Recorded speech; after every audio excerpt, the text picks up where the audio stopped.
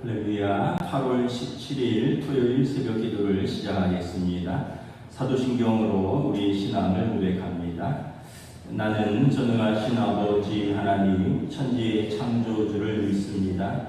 나는 그의 유일하신 아들 우리 주 예수 그리스도를 믿습니다.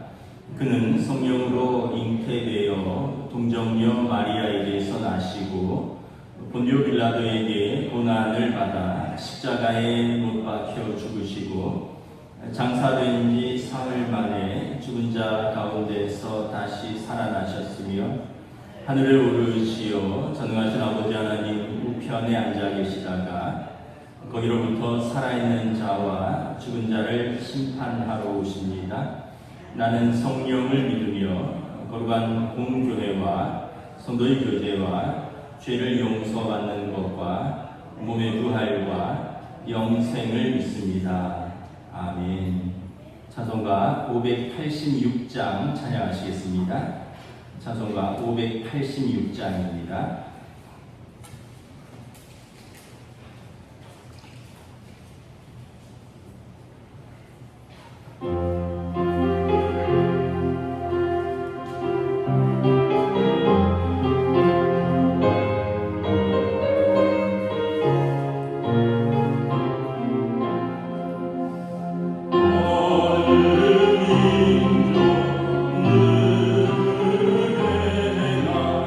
별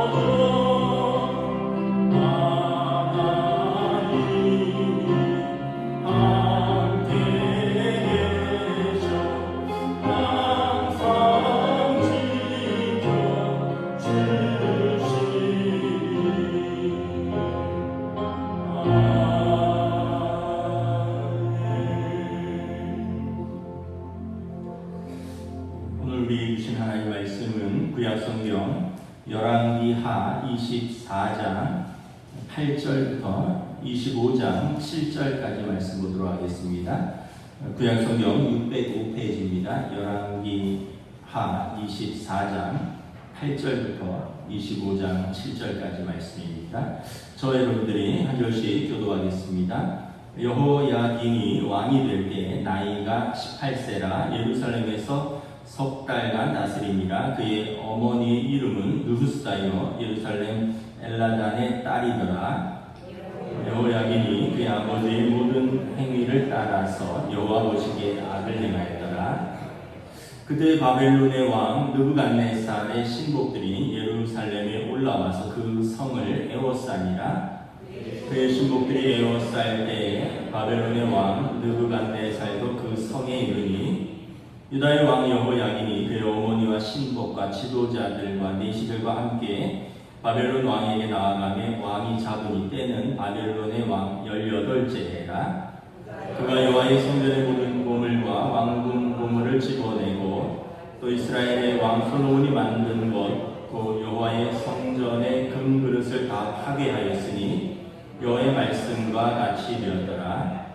그가 또 예루살렘의 모든 백성과 모든 지도자와 모든 용사 10,000명과 모든 장인과 대장장이를 사로잡아가며 비천한 자 외에는 그 땅에 남은 자가 없었더라.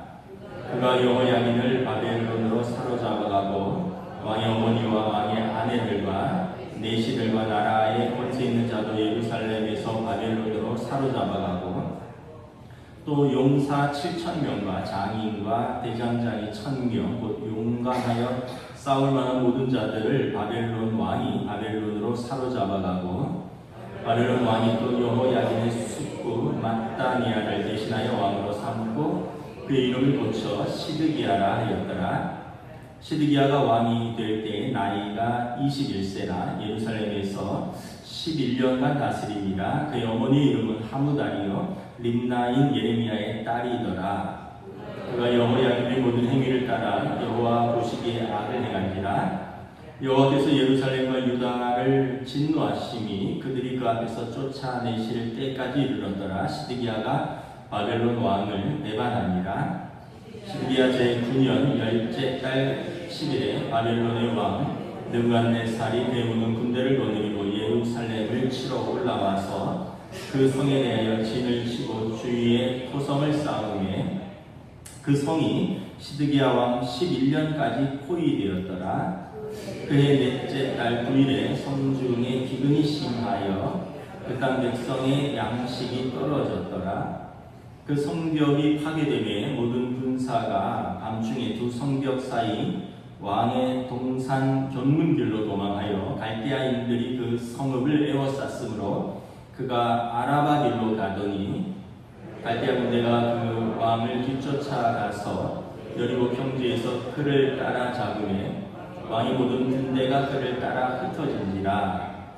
그들이 왕을 사로잡아 그를 리블라에 있는 바벨론 왕에게로 끌고 가며 그들이 그를 심문하니라. 그들이 시드기야의 아들들을 그의 눈앞에서 죽이고 시드기야의 두 눈을 빼고 못사슬로 그를 결박하여 바벨론으로 끌고 갔더라. 아멘. 네, 할렐루야. 네, 저희 새벽 기도에 나오신 성도들을 주님의 이름으로 환영하고 축복합니다. 한번 인사하겠습니다. 한 주간 평안하셨습니까? 올여름은 유난히도 무덥네요. 보통 8월 15일 지나면 저녁에는 좀 바람이 시원하게 부는데 아직도 열대야가 이렇게 지속되는 걸 보면 올해 여름은 유난히도 더운 것 같습니다. 우리 유치아동부 여름 성경학교는 지난주에 잘 마쳤고요. 그 다음에 학생부 청년부 연합 수련회는 부산에서 포스타 연합 집회에 참석했는데 지난 화수 목요일까지 목요일 밤 11시 좀 넘어서 끝나서 하루 더 자고 금요일 날 철수를 했습니다. 그래서 어제 오후 6시경에 모두 잘 다녀왔습니다.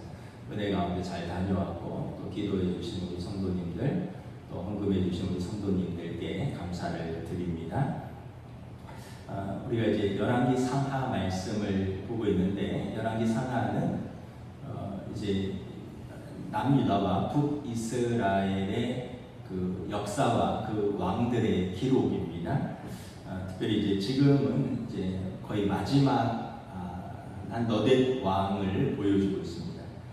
유다의 마지막 왕들과 그 마지막 때가 어땠는가를 역사가 성경이 기록을 하고 있습니다. 유다의 그 마지막에 시드기야라든가 그 전에 요아스 왕이 있었고 시드기야 왕이 있었고 그 다음에 또 증손자인데 요시야 왕이 있었고 요 왕들은 다윗 왕 이래로 하나님 보시기에 선한 왕이었고 하나님을 경외하는 왕이었고 그리고 그때 나라들이 평안했는데 그 외에 다른 왕들은 우상 숭배를 했고 또 북이스라엘의 영향을 받아서 또 우상 숭배와 강대국들을 의지하면서 제대로 나라를 통치하지 못한 무능한 왕들이었고 그래서 백성들이 고통을 받다가 마지막 때에는 이제 유다가 결국 바벨론에 의해서 망하고 맙니다. 뭐 잠깐 이렇게 약간만 좀 이렇게 보면 요시야 왕이 종교 개혁을 한 왕이었는데 31년간 통치하고 그다음에 애국과의 전쟁에서 전사합니다. 그리고 이제 그의 아들 여호아하스가 왕이 되는데 여호아하스는 석 달만 통치를 합니다. 왜냐하면 바로 느고가 그러니까 이집트의 파라오 느고가 이제 예루살렘을 침공해서 여호아하스를 잡아가고 그리고 그는 이제 비극적으로 애굽에서 살다가 죽게 되고요. 석 달 만에 여호아하스를 폐위시키고 그의 아들 엘리야김 또 다른 요시아의 또 다른 아들 엘리야김을 왕으로 세워서 11년간 이제 통치를 하게 됩니다. 이 엘리야김은 이집트의 파라오 느고가 세운 왕입니다. 그래서 이름을 바꿔버립니다. 엘리야김을 여호야김으로 이름을 바꿉니다. 그래서 성경에 엘리야김 몇 년에 또는 여호야김 몇 년에 이렇게 나오는데 같은 사람인데 이름을 바꿨다라는 의미는 뭐냐면 이름을 바꿔준 사람이 그 사람의 주인이라는 이야기입니다. 그러니까 이집트의 파라오 느고가 유다 왕 엘리야김의 주인이라는 거죠. 다시 말하면 유다가 애굽의 속국이 됩니다. 그리고 매년 일정한 공물을 바칩니다. 근데 이 엘리야김 시대에 보면 바벨론이 이제 크게 아시리아를 정복하고 일어나면서 이제 이집트를 밀어내기 시작을 합니다. 24장 7절에 보면 애굽 왕이 다시는 그 나라에 나오지 못하였으니 이는 바벨론 왕이 애굽 강에서부터 유브라데 강까지 애굽 왕에게 속한 땅을 다 점령하였습니다. 이제 바벨론이 애굽의 속국들을 다 이제 자기 땅으로 만들 뿐만 아니라 애굽까지 본토까지 침공하였음을 의미하여 주는 것이죠. 그래서 이 여호야김 시대에 여호야김은 애굽을 섬기다가 이제 바벨론을 섬기게 됩니다. 바벨론을 3년간 섬겼는데 여호야김이 이제 어느 정도 봐서 또 주변국들과 동맹을 맺고 바벨론을 배반을 합니다. 그리고 바벨론의 1차 침공이 있습니다. 그리고 유다가 이제 전쟁에서 고통을 당하게 되죠. 그리고 여호야김이 죽고 여호야김이라고 여호야김의 아들이 왕이 오는데 석 달밖에 통치를 못합니다. 왜냐하면 바벨론의 2차 침공이 있었기 때문에 그렇습니다. 바벨론이 2차 침공을 하고 이 여호야김 왕을 바벨론으로 사로잡아 가버립니다. 그리고 12절에 보면 왕뿐만 아니라 또 여러 용사들, 용사 10,000명, 장인들, 대장장이들, 15절에 16절에도 보면 용사 7,000명, 장인, 대장장이들, 싸울 만한 사람들을 다 사로잡아 갑니다. 그러니까 이 여호야김도 아까 이 이집트가 올라와서 여호아하스를 포로로 잡아가고 엘리야김을 호수아비 왕으로 세운 것처럼 바벨론이 여호야김을 포로로 잡아가고 그의 숙부 matthaniah를 호수아비 왕으로 세웁니다. 그리고 이름을 시드기야로 바꿔버립니다. 역사가 아주 교묘하게, 아주 묘하게 반복되는 것을 볼 수 있죠. 마따니아는 이제 시드기야로 바꾸는데 이름을 바꿨다는 것은 이름을 바꿔준 사람이 그 사람의 주인이라는 뜻이라고 했죠. 바벨론이 유다의 주인이라는 뜻입니다. 이제 유다는 바벨론의 속국이 되고 일정한 공물을 매년 바치게 됩니다. 그러다가 오늘 본문 20절에 보면 이제 시드기야 왕이 또 바벨론 왕을 배반합니다. 그래서 25장 1절 2절에 바벨론이 3차 침공을 합니다. 유다를. 시드기야 제9년 열째 달 11일에 바벨론 왕 느부갓네살이 친히 군대를 거느리고 예루살렘에 치러 올라와서 그 성을 포위하는데 제11년까지 시드기야 왕 제11년 넷째 달까지, 그러니까 1년 6개월을 예루살렘 성을 포위를 합니다. 토성을 쌓아서 시드기야 예루살렘 성을 공격하고 그 안을 이제 있는 사람들 굶주림으로 또 이렇게 몰아넣는 거죠. 결국 시드기야 왕 11년에 이제 성이 무너지고 왕이 도망을 치다가 잡혀버립니다. 그리고 왕은 잡히고 6절 7절에 보면 시드기야 왕이 바벨론 왕 느부갓네살 앞에 끌려오는데 7절에 자신의 아들들이 시드기야 왕 아버지 눈앞에서 살해당합니다. 그리고 시드기야는 두 눈을 뽑고 놋사슬로 결박하여 바벨론으로 포로로 끌고 갑니다. 남유다가 멸망하게 되는 거죠. 아주 비참하게 멸망을 하는 것을 볼 수 있습니다. 우리가 이걸 보면서 몇 가지를 알 수 있는데, 첫째는 왕들이 하나님을 경외하지 않는 무능한 왕들이었다는 것입니다. 히스기야 때는 아수르가 18만 5천 명을 이끌고 쳐들어왔었는데 히스기야 왕이 하나님께 통곡하며 기도하니 하나님이 친히 그 전쟁에 개입해서 승리했습니다. 요시야 왕 때는 31년간 나라가 평안했습니다. 그런데 그렇지 않은 왕들이 있으면서 계속해서 이집트에 바벨론에 몇 차례에 걸쳐서 무너지는 것을 봅니다. 그래서 하나님을 경외하지 않는 무능한 왕들이 있었고, 그리고 이 왕들은 석 달 11년 반복됩니다. 여호아스가 석 달간 통치하다가 이집트에 포로로 잡혀가고 꼭두각시 왕이 세워져서 11년간 있다가 그 왕이 바벨론에 의해서 또 여호야김이 석 달 통치하고 포로로 잡혀가고 11년 또 꼭두각시 왕으로 시드기야가 왕으로 통치하다가 나라가 멸망합니다. 이집트에 의해서 호소아비 왕이 세워지고 멸망하고 바벨론에 의해서 호소아비 왕이 세워지고 멸망하고, 이게 반복되는 것을 봅니다. 결국 주변 강대국들을 의지하고 한 번은 이집트와 동맹하고 한 번은 바벨론과 동맹하고, 그리고 그 나라의 속국이 되었다가 또 배반하였다가, 이런 어떤 판단력도 없고 외교력도 없고 결국 바벨론의 3차 침공 끝에 멸망을 합니다. 남유다의 그 마지막 그 네 왕이 역사가 반복되고요. 그리고 이 역사는 어떤 면에서 보면 또 역사 속에서 지금도 반복되고 있는 것이 아닌가. 지난 목요일이 제 79주년 광복절이었습니다. 1945년 8월 15일에 우리나라가 일본으로부터 이제 광복을 맞이한 해죠. 그 조선 마지막 역사를 보면 그 고종 황제가 이제 그 12살의 왕위에 오릅니다. 이제 조선의 제 26대 왕인데 12살의 왕위에 오르니까 흥선대원군, 그 아버지 이하은 흥선대원군이 섭정을 하죠. 무려 10년간 섭정을 하면서 그 전에 안동 김씨가 세력을 잡고 있었는데 안동 김씨를 견제합니다. 그러면서 안동 김씨 기반인 전국의 서원들을 400몇 개를 10분의 1로 줄여버립니다. 40몇 개만 남겨놓고 다 줄이면서 이제 흥선대원군이 실권을 잡고 있죠. 왕은 어리니까.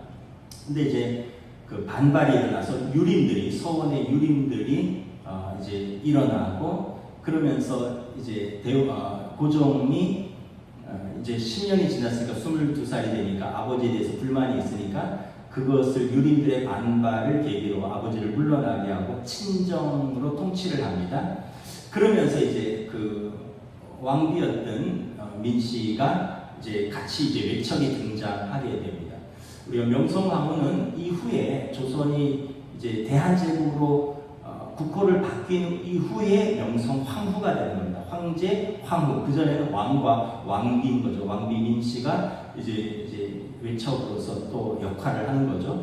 그러면서 이제 그 조선의 이제 외국 미국, 영국, 프랑스, 또 청나라, 러시아, 일본이 다 조금씩 찝쩍찝쩍되고 그런 와중에 이제 갑신정변, 이모군란, 구식군대와 신군대 간의 마찰, 또 일본을 얻고 일본의 메이지 유신처럼 대한 그 어떤 조선을 어떤 혁신하려고 했던 그 개화파들의 갑신정변, 그러다가 이제 농민들이 이렇게는 못 살겠다 해서 이제 그 동학혁명을 일으키고 이러면서 정부가 무능해서 이제 조선 군대가 이제 이 동학군을 감당을 못하는 거죠. 그래서 이제 청나라에게 진압을 요청합니다. 그래서 청나라 군대가 정식으로 이제 조선에 들어와서 이제 동학군을 진압을 하는데 일본이 청이 진입을 했는데 우리는 왜 가만히 있겠냐고 일본군이 또 이제 진입을 하게 되죠.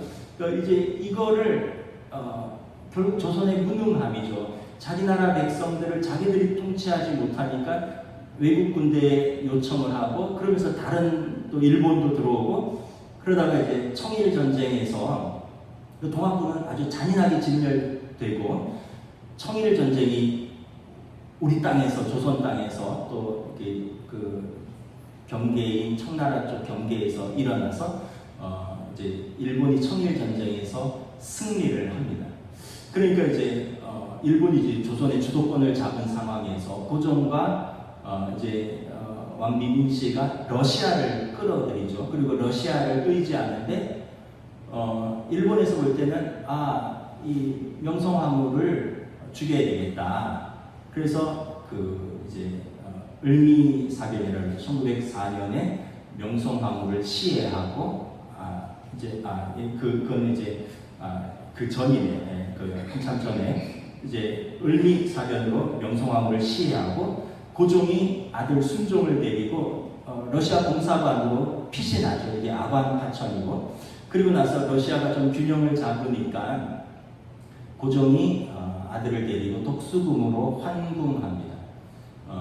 이제 독수궁이 지금도 독수궁이 영국 대사관하고 맞붙어 있거든요. 독수궁에 미국 또 영국, 프랑스 공사관들이 그 근처에 있으니까 이제 서방의 세력을 이제 좀 힘있고 일본으로부터 안전한 곳이 독수궁이라고 판단해서 이제 고종이 아들을 데리고 독수궁으로 들어가서 1897년에 이제 조선을 대한제국으로 이제 새롭게 황제의 나라로 이제 대한제국을 수립하는 거죠. 1897년 10월 12일에 대한제국을 선포하고 초대 황제로 즉위하고 왕비는 명성황후가 되고 아들 순종은 이제 후에 이제 세자는 황태자가 되는 거죠. 그러다가 1904년에 러일 전쟁에서 일본이 승리하고 그러면서 이제 완전히 청나라 러시아가 조선에서 쫓겨나고 1904년에 러일 전쟁 이후에 우리가 잘 아는 을사늑약으로 대한제국의 외교권을 박탈합니다. 그러니까 이제 고종이 헤이그에 특사를 파견하죠. 세계에 이제 일제의 부당함을 알리려는 헤이그 특사 사건을 파견하다가 이제 이걸 빌미로 고종을 강제로 폐위시키고 1907년에 순종을 제2대 황제로 즉위를 시킵니다. 근데 아이러니하게 이양하는 고종도 즉위하는 순종도 그 자리에 나타나지 않습니다. 일제 혼자 그렇게 하는 거죠. 그리고 폐위된 고종은 덕수궁, 덕스럽게 오래 살라라는 뜻입니다. 덕수궁, 덕스럽게 오래 살아라 하면서 글로 이제 쫓겨나고 그 순종은 제2대 황제 순종은 창덕궁을 집무실로 쓰는 거죠. 창덕궁은 안국역 쪽에서 서울대학병원 그 사이에 있죠. 창경궁이 저쪽, 안쪽이 창덕궁, 거기가 이제 또 궁궐이 되는 거죠. 그러다가 1910년에 대한민국 군대를, 대한제국의 군대를 해산하고 한일 병합 조약으로 대한민국 제국이 멸망합니다. 그때 그 전에 이제 을사늑약 때 고종 황제 또 순종에게 일제랑 합병한다는 도장을 찍으라. 그런데 이제 끝까지 도장을 찍지 않고 대신들의 뜻을 물어보겠다. 그래서 8명의 대신들을 불러 모읍니다. 우리로 말하면 내무장관, 외무장관, 국방장관 이런 사람들이죠. 네, 3명은 분자를 써내고 통곡하고 끌려나가고 일제 헌병들에 의해서 5명, 이완용을 비롯해서 5명이 가에 도장을 찍습니다. 그래서 8명 중에 5니까 5대 3으로 가결되었다. 그래서 이제 우리가 잘 아는 오적이 생긴 것입니다. 나라 5명이, 이완용을 비롯한 나라 5명의 대신들이 나라를 팔아먹은 것이죠. 그리고 이제 1910년에 한일 병합이 된 것입니다. 그리고 순종을 폐위시키고 황제를 왕으로 격하시킵니다. 그러니까 이제 고종 황제, 순종 황제에서 왕이 되는 거죠. 그러다 1919년에 이제 그 고종 황제가 거의 독살되었다라고 이제 거의들 보고 있는데 식혜를 마시고 온몸이 퉁퉁 붓고 나중에 그 시신을 이렇게 씻기고 염을 하는데 치아가 다 부러지고 시신이 퉁퉁 붓고 가슴에 어떤 검붉은 자국들이 남은 상태로 이제 승하하죠. 그리고 고종 황제 장례식이 3월 1일입니다. 1919년 3월 1일에 대한독립 만세 운동을 이제 그날을 기점으로 만세 운동이 일어나고요. 그리고 1919년 4월 10일에 상해 대한민국 임시정부를 수립하고 대한광복군이 창설이 됩니다. 그리고 대한민국 임시정부는 고종이 만든 대한을 국호로 사용하고 고종이 도안한 태극기를 국기로 정합니다. 그리고 이제 황제의 나라가 아니라 백성의 나라다. 국호는 대한 제국에서 대한민국이 되고 태극기를 국기로 정하고 그리고 대한민국 임시정부가 대한광복군을 수립해서 이제 독립운동을 하게 되는 것입니다. 대한민국 임시정부는 대한민국 임시정부의 헌법에 이렇게 되어 있습니다. 대한민국은 대한제국의 영토를 계승한다. 그러니까 조선에서 대한제국으로 바뀌는데 대한제국의 모든 영토는 대한민국의 영토다라는 것입니다. 그리고 1948년에 이제 그 45년에 우리가 광복을 하고 1948년에 정부 수립을 하면서 유진호 박사가 대한민국 헌법 초안을 작성할 때 대한민국은 대한민국 임시정부의 법통과 정부를 계승한다. 이렇게 헌법에 명시를 합니다. 그리고 이제 나라가 이제 79년이 되어가는 것입니다. 이 보면 유다의 멸망 또 조선 대한제국의 멸망 이때가 다 비슷하죠. 어떤 무능했던 어떤 왕들 그리고 파벌 싸움 그리고 외세의 간섭 그리고 거기에 현명하게 대처하지 못한 점들 그러면서 한 번은 청의 손을 잡았다가 한 번은 일본의 손을 잡았다가 한 번은 러시아의 손을 잡았다가 그 이후에는 서방의 손을 잡았다가 그러면서 이제 결국은 일본에 의해서 멸망한 것을 볼 수 있는데 마치 남유다가 이집트랑 손잡았다가 바벨론이랑 손잡았다가 또 배신했다가 뭐 이런 것들을 보면 역사는 반복되는구나 이런 걸 알 수 있습니다. 최근에 광복절에 대한민국의 건국일이 언제냐 이런 논란이 이렇게 일고 있습니다. 역사관은 역사 팩트를 중심으로 사실을 중심으로 그걸 이제 해석하는 사람들의 방식이 있는 거죠. 어떤 사람은 식민사관이 있고요.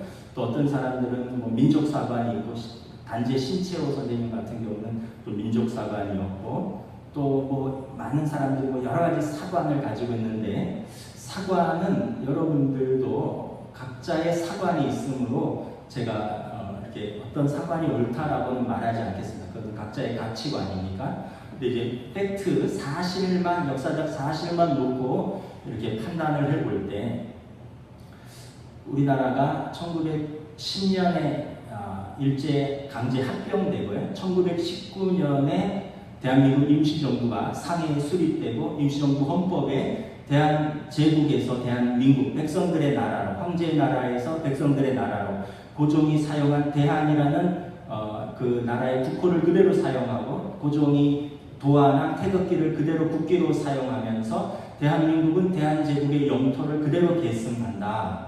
그러면서 대한민국 임시정부가 설립되었고 대한광복군 군대가 이제 설립되어서 이제 독립전쟁을 이제 하게 되는 거죠. 근데 이제 그때에 나라가 있었느냐? 또 어떤 분들은 국가의 설립 조건은 국가, 영토, 그리고 국민인데 그때 국민은 있었는데 국토는 있었는데 주권이 없었다. 그리고 국민들이 황국 시민이었다. 그러므로 대한민국이라는 국가는 실제로는 존재하지 않는다. 이렇게 이야기를 하면서 대한민국 임시정부를 부정하고 그때는 나라가 없었다라는 것입니다. 그러면 여러분 상해 임시정부의 그때의 대통령들이 임시정부의 대통령들이 이승만 대통령도 거기를 거쳤고요. 김구 또 거기를 거쳤고 그분들이 다 돌아가면서 임시정부의 대통령들을 했었거든요. 그럼 이 모든 것을 부정하는 것이 되는데 지금 그 독립기념관 관장이 그분이 목사님이에요. 참 저는 우리 기독교의 목사님들이 그렇게 정치에 깊이 개입되어서 그렇게 편협하고 어떤 왜곡된 역사관을 가지고 국민을 분열시키는데 심히 통탄함을 느낍니다. 그분이 이제 총신대 교수였기도 하고 고신대 교수였기도 하고 아마 합동측 목사님으로 알고 있는데 그 시대는 나라가 없었다. 국민은 황국의 시민이었고 국민이었고 나라는 국토는 일본에 빼앗긴 상태였고 주권이 없었기 때문에 대한민국 건국은 1948년이다 이렇게 이야기하는데 건국과 정부 수립을 이렇게 잘 구분을 해야 되는데 각자의 사관이 이렇게 다르니 우리나라가 이렇게 반으로 갈라져서 참 가슴이 아프다 이런 생각을 합니다. 여러분들이 각자가 판단하시되 여러분 역사를 유튜브로 보시지 마시고 책으로 읽으시고 역사적 사실들을 점검을 하시고 그리고 우리가 우리의 이성과 또 우리의 신앙 속에서 올바로 판단하면서 대한민국의 통합과 미래를 위해서 우리가 무엇을 보고 어떻게 기도하며 어떻게 나아가야 할 것인가를 다시 한번 생각을 해야 되지 않을까. 마침 광복절인데 오늘 본문이 그 본문과 이렇게 연결된다고 생각되어서 제가 좀 말씀을 드렸습니다. 우리가 오늘 부른 찬양처럼 어느 민족 누구에게나 결단할 때가 있다. 우리 하나님 앞에서 나라와 민족을 위해서 나라가 있어야 국민도 존재하고 나라가 있어야 교회도 존재할 수 있고 나라가 있어야 우리의 신앙도 자유로울 수 있는 것인데 우리가 어느 때 그 어느 때보다 나라를 위해서 기도해야 될 때가 아닌가 이렇게 생각을 해봅니다. 우리 광복절이기도 하고 그래서 제가 말씀을 드렸습니다. 우리 한국교회는 나라를 사랑하는 교회입니다. 이념이 아니라 우리는 나라와 민족을 사랑하는 교회입니다. 우리가 그 믿음을 가지고 한국교회가 불을 밝혔으면 좋겠습니다. 기도하겠습니다. 하나님의 은혜를 감사합니다. 오늘 이제 남유다의 멸망을 보면서 어떤 왕들은 세워지고 3년 만에 이집트의 포로로 잡혀가고 꼭두각시 왕이 세워지고 또 그 왕은 바벨론에 의해서 죽고 또 3년 석 달 만에 포로로 잡혀가고 또 다른 시드기야 왕이 꼭두각시 왕으로 세워지고 결국 1차, 2차, 3차의 바벨론 침공으로 인해서 예루살렘 성은 무너지고 예루살렘 성전은 불타고 그 아름답던 성전, 그 견고한 성읍, 그들이 자랑하던 것 모두 다 불타고 바벨론으로 빼앗기고 그 똑똑한 청년들 그리고 용감한 군인들, 장인들이 다 바벨론으로 포로로 끌려가서 70년 동안 나라 없이 고통당하는 것을 바라봅니다. 결국 하나님을 경외하는 백성이 하나님을 떠났을 때 어떠한 결과를 가져오며 왕들이 하나님을 버리고 또 이방 나라들을 의지하면서 그들이 온전한 판단력과 또 올바로 정치를 하지 못할 때 얼마나 백성들이 고통을 받는가를 다시 한번 돌아봅니다.